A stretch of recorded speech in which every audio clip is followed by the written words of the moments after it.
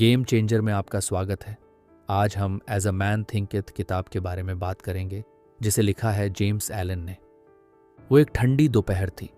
सूरज छुपने लगा था और गांव की हवाओं में अजीब सी खामोशी घुली हुई थी।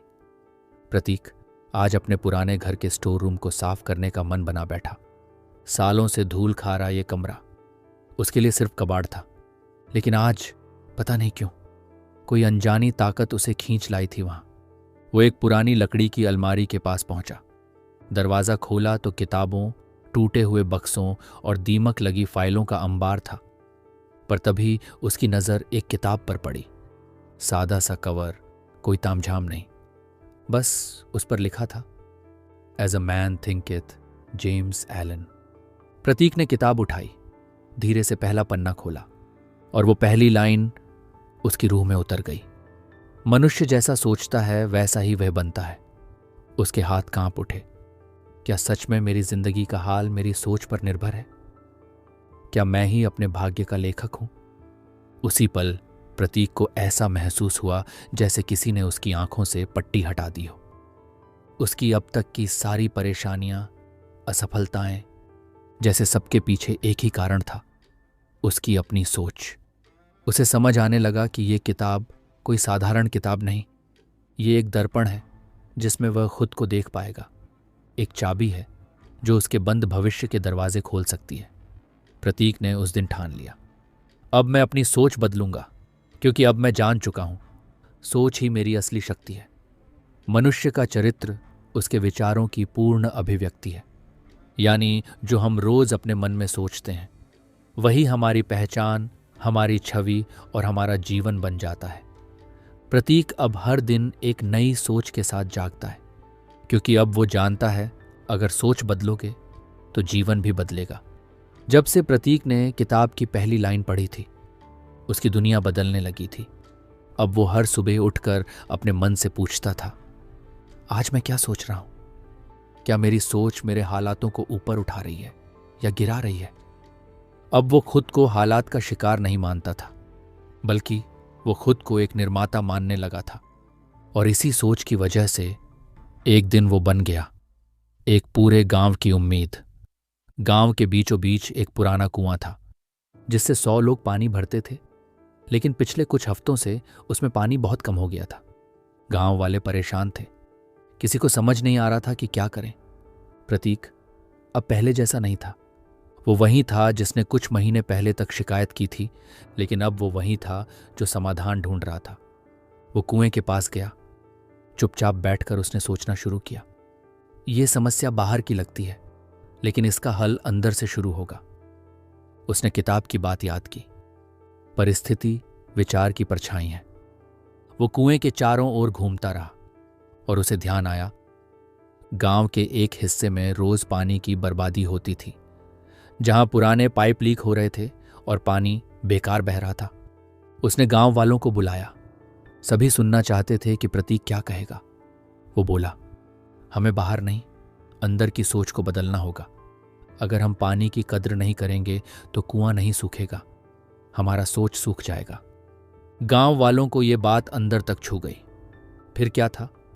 सभी ने मिलकर पाइपों की मरम्मत की, वाटर स्टोरेज की नई व्यवस्था बनाई और हर दिन तय हुआ कि कौन कितना पानी भरेगा। कुछ ही हफ्तों में कुएं का जलस्तर दोबारा ऊपर आ गया।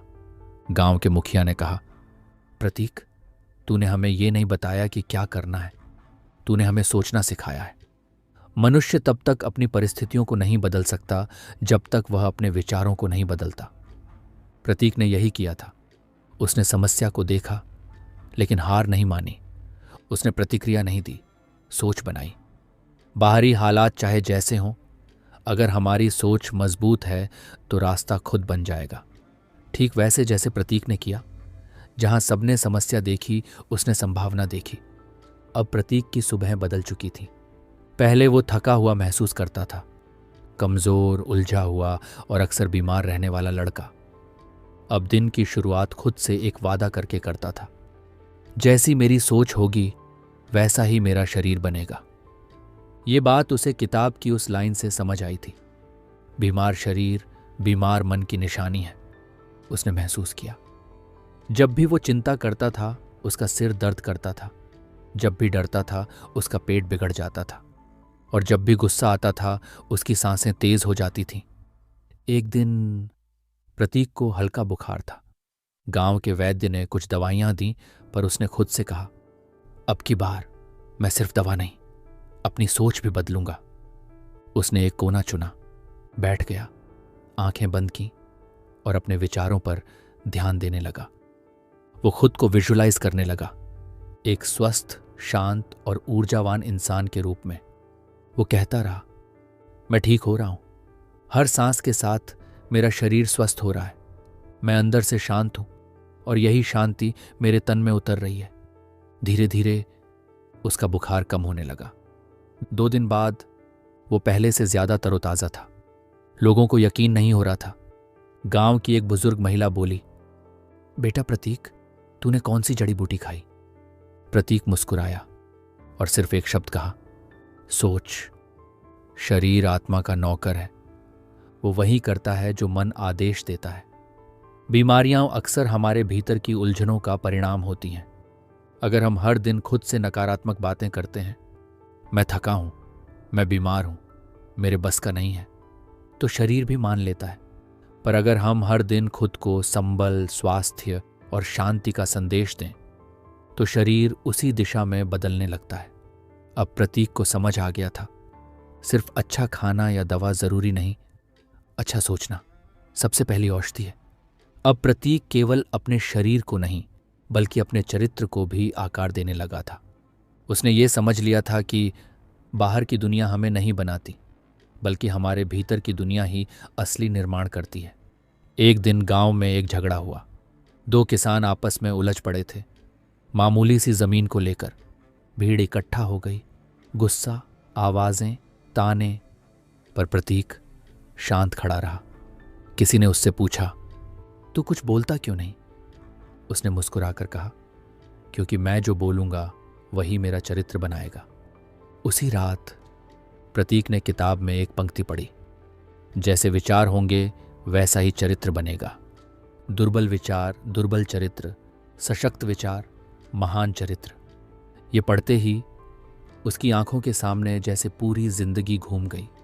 उसे याद आया कैसे वो पहले जल्दी चिढ़ जाता था, किसी की बात बुरी लग जाए तो घंटों उससे बात नहीं करता था, छोटी छोटी बातों में खुद को बुरा महसूस कराता था। लेकिन अब वो हर विचार को एक बीज की तरह देखता था। अगर मन में क्षमा का बीज बोओगे तो व्यवहार में करुणा उगेगी, अगर मन में ईर्ष्या बोओगे तो व्यवहार में कटुता निकलेगी, और यही उसकी असली ताकत बन गई। एक दिन गांव में पंचायत लगी। किसान जो झगड़ रहे थे अब भी बात पर अड़े थे। प्रतीक ने धीरे से कहा, अगर आज हम शांत रहेंगे तो कल हमारा आत्मसम्मान बढ़ेगा, पर अगर आज हमने गुस्से को बोलने दिया तो कल हमें अपने ही शब्द चुभेंगे। सन्नाटा छा गया।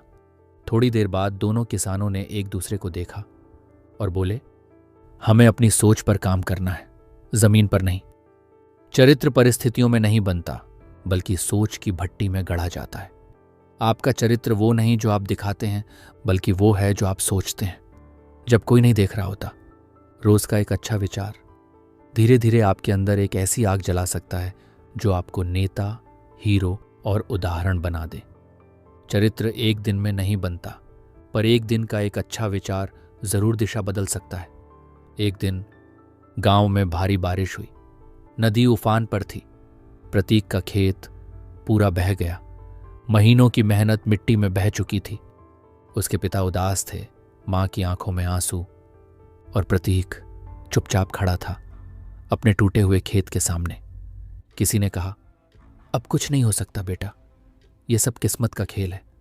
लेकिन तभी प्रतीक को किताब की एक लाइन याद आई, मनुष्य अपने विचारों का स्वामी है, ना कि परिस्थितियों का गुलाम। वो धीरे धीरे खेत से बाहर निकला, घर आया, पुरानी किताब उठाई और जोर से पढ़ा। यदि सोच मजबूत है तो कोई हालात तुम्हें हरा नहीं सकते। वो जानता था कि उसकी मेहनत डूबी है, पर उसका दृढ़ संकल्प अभी भी जिंदा है। वो जानता था कि बीज बर्बाद हो चुके हैं, पर विचार का बीज अभी भी अंकुरित हो सकता है।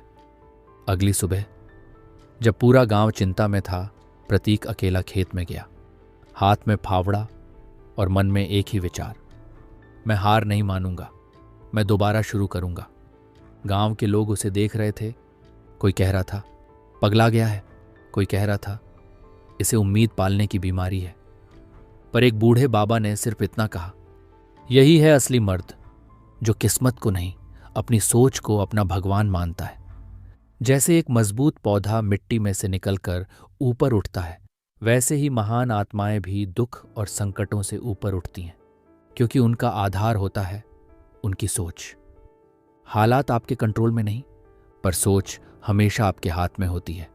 एक ही परिस्थिति दो इंसानों को अलग बना सकती है, क्योंकि फर्क होता है विचारों के स्तर का। अब प्रतीक को दुख नहीं डराता था, बल्कि हर संकट उसे खुद से एक कदम और करीब ले जाता था। अब प्रतीक का जीवन बदल चुका था। उसने दुखों को अपने विचारों से हराया, पर असली बदलाव तब हुआ जब लोग उसकी ओर देखने लगे, रास्ता पूछने के लिए। एक दिन एक युवा लड़का अर्जुन बहुत परेशान हालत में प्रतीक के पास आया। उसकी आंखों में हताशा थी। वो बोला, मैं कोशिश करता हूं, पर हर बार हार जाता हूं। लगता है मैं कभी सफल नहीं हो पाऊंगा। प्रतीक ने मुस्कुराते हुए उसकी आंखों में देखा और बोला, अर्जुन, तू कभी खेत में बीज बोया है? वो बोला, हाँ। प्रतीक फिर बोला, बीज एक दिन में फल नहीं देता, लेकिन अगर धैर्य और देखभाल हो तो एक दिन वो पेड़ भी बनता है और छाया भी देता है। तेरे अंदर भी एक बीज है, विश्वास का, बस उसे मरने मत देना। अर्जुन की आंखों से आंसू बह निकले, पर वो आंसू कमजोरी के नहीं थे, उम्मीद के थे। उस दिन के बाद गांव के और लोग भी प्रतीक के पास आने लगे। कोई अपने रिश्तों की उलझन लेकर, कोई अपने भविष्य की चिंता लेकर, और कोई अपने बच्चों के लिए रास्ता पूछने आया। और प्रतीक उन्हें सिर्फ बातें नहीं देता था, वो उन्हें उनके विचारों का आईना दिखाता था। जैसे जल में चेहरा दिखाई देता है, वैसे ही मनुष्य का हृदय उसके विचारों को दर्शाता है। प्रतीक ने यह सीख लिया था, जब हम अपने भीतर उजाला कर लेते हैं तो हमारा प्रकाश दूसरों का भी रास्ता दिखाने लगता है। जब आप खुद को बदलते हैं तो आप अनजाने में दूसरों की प्रेरणा बन जाते हैं। दुनिया को बदलना है तो शुरुआत अपने विचारों से करो। सेवा का बीज वहीं अंकुरित होता है जहां भीतर करुणा और समझ होती है। अब प्रतीक गांव का चुपचाप जलता हुआ दीपक बन चुका था, जो ना शोर करता था न दिखावा, बस रोशनी देता था। गांव में अब प्रतीक की पहचान थी। लोग उसे सुनते थे, उसे मानते थे, लेकिन असली तूफान बाहर से नहीं, भीतर से आने वाला था। एक रात जब सब सो रहे थे, प्रतीक अकेले खेत की मेड़ पर बैठा था।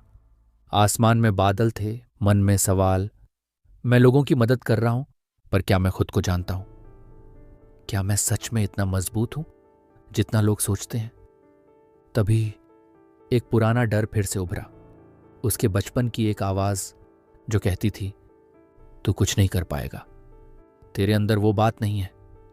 उसकी सांसें तेज हो गईं, हाथ कांपने लगे, जैसे पूरी मेहनत, संघर्ष, विश्वास एक ही झटके में बिखरने वाले थे। तभी हवा में उड़ती हुई वो किताब का एक पन्ना उसके पैरों के पास आ गिरा। प्रतीक चौंक गया। उसे याद नहीं था कि किताब वहां कैसे आई।